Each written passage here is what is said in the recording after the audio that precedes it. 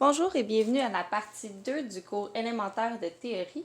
Donc, on va commencer par une petite révision. La dernière fois, on a vu ce que c'était des chiffres indicateurs.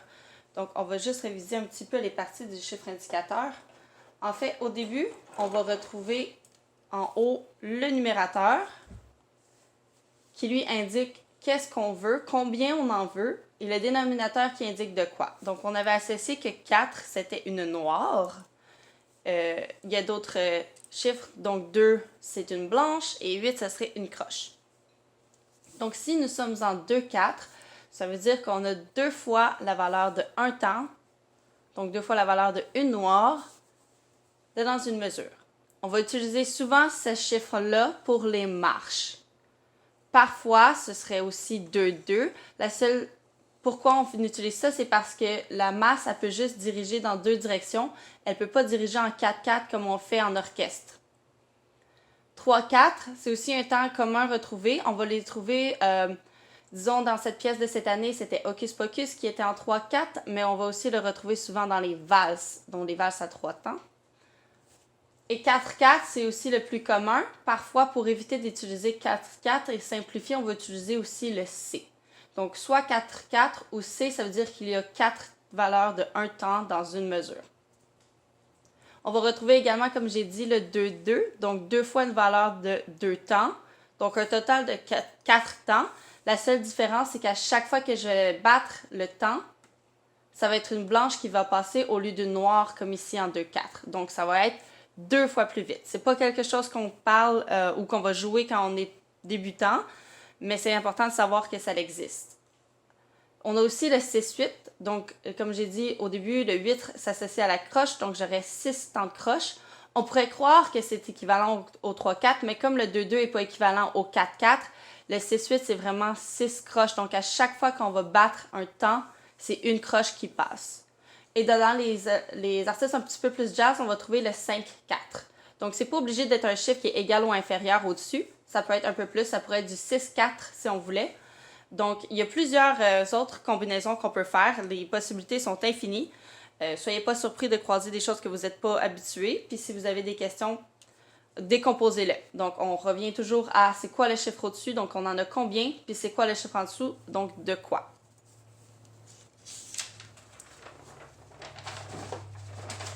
Donc, aujourd'hui, on va apprendre c'est quoi une nuance. Comme quand j'ai dit qu'apprendre à lire la musique, c'était comme apprendre à lire un livre, jouer de la musique, c'est comme parler.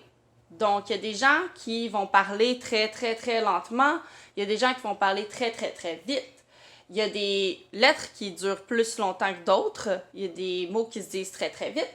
Donc, ça, c'est l'équivalent de nos temps de notes. Et il y en a qui vont parler très, très aigu. Il y en a qui vont parler très, très grave. Ça, c'est la hauteur de note.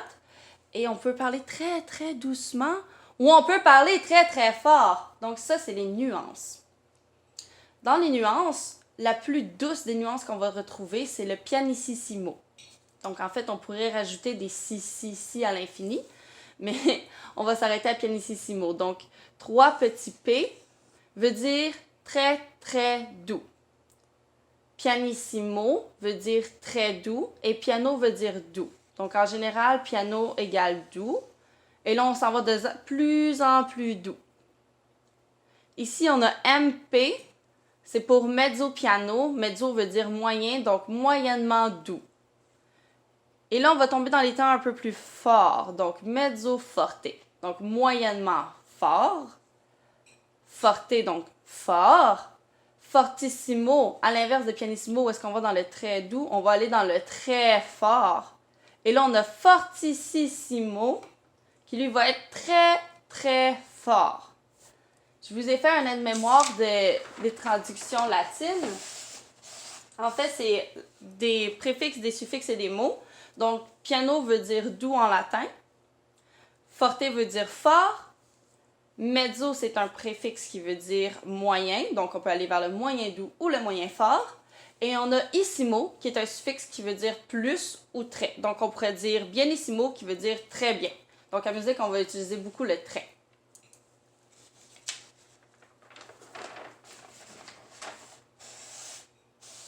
on va passer aux barres. Il y a différentes barres qui indiquent différentes choses quand on lit la musique. Donc, on ne va pas juste commencer la musique puis la laisser aller pour toujours. Il faut qu'à quelque part, on l'arrête. Donc, ici, on a des barres différentes que les barres de mesure. Vous remarquez que celle-ci, elle est double. Donc, les barres doubles indiquent une fin. Une petite barre double, donc ce sont deux minces barres doubles, ça veut souvent dire que c'est la fin de souvent un refrain ou un couplet dans une chanson, mais la pièce n'est pas terminée. Quand on veut terminer la pièce, on va utiliser une petite barre et une grosse barre. Donc, quand on voit ça, ça veut dire c'est fini, on arrête de jouer. On peut aussi croiser une barre comme ça avec 2 points. Et là, est-ce que ça veut dire que c'est terminé? Non, pas tout à fait. En fait, ça veut dire que cette section-là est terminée, on fait une reprise. Donc ici, on tombe dans les barres de reprise. Ce que ça voudrait dire, j'ai 2 choix.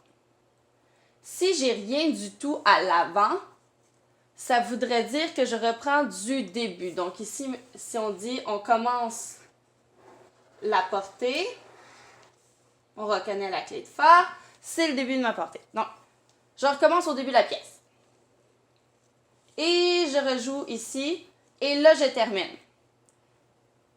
On refait juste la reprise une fois. Donc, on va jouer ça au complet 2 fois et on termine. Il y a une deuxième option. J'aurais ici son miroir, donc une grosse barre et une petite barre, 2 points. Donc ici, ça c'est miroir. Donc, je pourrais avoir, disons, 2 mesures. Ici, je jouerais tout au complet ma pièce. Je frappe la barre de mesure qui dit « Reviens à la première barre de réplique » et on rejoue ça une deuxième fois et là, c'est terminé.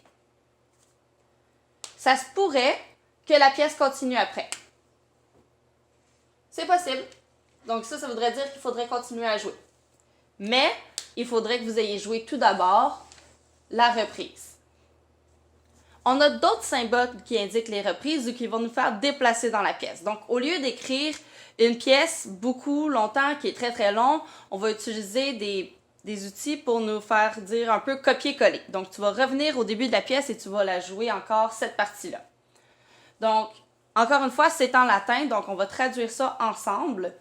On a le signe qui dit DC, donc ça veut dire dal capo. Dal veut dire du et capo veut dire du début. Donc, du début. Ici, on pourrait avoir al coda qui va être écrit comme ça. Al veut dire Allah, puis coda veut dire coda. Ça se traduit comme ça. On pourrait avoir DS qui veut dire dal segno. Dal segno veut dire du signe. Donc, on aurait un signe qui ressemble à ça ici. C'est un S barré.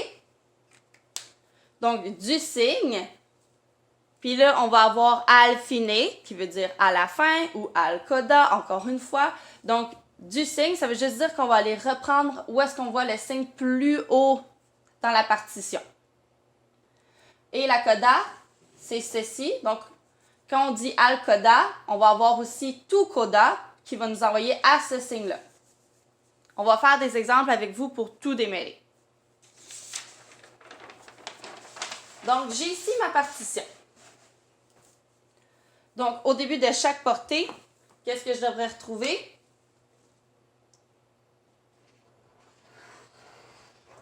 Ma clé. OK. Donc, ici, je vais jouer ici. Ah, je vois un signe. Est-ce que je fais quelque chose? Non, parce qu'on ne m'a pas encore dit quoi faire avec ce signe. Donc, je continue à jouer. Mais là, il est écrit tout coda. Est-ce que je m'en vais directement à la coda? Non. On va attendre qu'il y ait quelqu'un qui nous dise d'aller vers la coda. Donc, on joue du début. On continue. Et là, cette mesure-là a une indication qui dit DS al coda. Donc, du signe à la coda. Où il est mon signe? Bon, il est ici. Donc, quand je vais arriver à la fin de cette mesure-là, je vais aller reprendre du signe à la coda. Donc ici, j'ai croisé tout coda. Donc je joue ici. Je m'en vais à la coda. Et là, oh, qu'est-ce que je croise? Un signe de reprise, ça veut dire que je vais devoir rejouer quelque chose. Donc, je sais ce que ça veut dire une reprise. Quand je vais trouver la barre ici, je dois aller retourner au début de la reprise. Donc, je joue ma reprise ici, du début. Et là, j'ai quelque chose de différent en haut. J'ai des petites boîtes. Qu'est-ce qu'ils veulent dire, ces petites boîtes-là? Ben, la première boîte veut dire on joue ça la première fois qu'on joue la reprise. La deuxième boîte, elle, qu'est-ce qu'elle veut dire? C'est qu'on joue ça la deuxième fois qu'on joue la reprise. Donc, première fois que je joue ma reprise, je joue ma boîte 1. Je fais ma reprise. Et là, est-ce que je rejoue la boîte 1? Non. Je saute directement à la boîte 2. Et là, je vois mon signe qui me dit que c'est terminé. Si on le refait du début ensemble, au début de ma partition, je joue. Je ne fais rien jusqu'à temps que je croise dal segno al coda. Donc, je m'en vais au signe. Je m'en vais jusqu'à l'indication à la coda. Une fois rendu à la coda, je joue. J'ai une barre de reprise. Je reviens au début de la barre de reprise. Je ne rejoute pas la boîte 1. Je m'en vais à la boîte 2 et la pièce est terminée. Donc ça, c'est beaucoup de signes dans une partition. Et ça se pourrait que vous en croisez même plus que ça. C'est bien de l'apprendre une fois et de lire toute sa partition au complet avant de se mettre à jouer pour qu'on sache où est-ce qu'on s'en va et pas qu'on cherche dans nos partitions. Il pourrait y avoir d'autres indications. Donc ici, j'ai une nouvelle partition qui commence ici. Et là, je ne sais pas où est-ce que je finis. Pourquoi? En fait, il y a d'autres indications qui s'appellent fine. Fine veut dire fin. Donc, quand on croise cette mesure-là, ça veut dire que c'est la mesure finale. On n'a pas besoin de mettre 2 barres. Parce que souvent, elle va se trouver en plein milieu de la partition et on ne voudrait pas mettre une grosse barre puis indiquer que c'est la fin tout de suite. Donc, on va attendre l'indication qui va dire à la fin, à le fine. Et là, on va trouver notre boîte de fin. Si je la joue du début, on commence ici. Et là, on joue notre mélodie. Là, est-ce que j'ai quelque chose qui m'a dit de faire est-ce que j'ai une indication qui m'a dit de faire quelque chose avec al fine? Non. Je continue. Ici, j'arrive et je vois dal capo al fine. Est-ce qu'on se souvient qu'est-ce que ça veut dire capo? Capo veut dire du début. Donc, du début à la fin. Je reviens du début et je joue jusqu'à mon indication de la fin qui est ici. Donc, cette mélodie-là se joue les 2 barres, revient au début et finit à fine. Et c'est tout. Donc, maintenant qu'on a vu toute la théorie pour les niveaux élémentaires, je vous suggère fortement d'aller consulter le livre de théorie qui est disponible pour vous. Ça répète toute l'information écrite. Il y a aussi des exemples et des petits exercices que vous pourrez faire. Donc, je vous suggère d'imprimer les pages et de faire les exercices. Et quand vous serez prêt, vous pourrez passer à la théorie du niveau 1.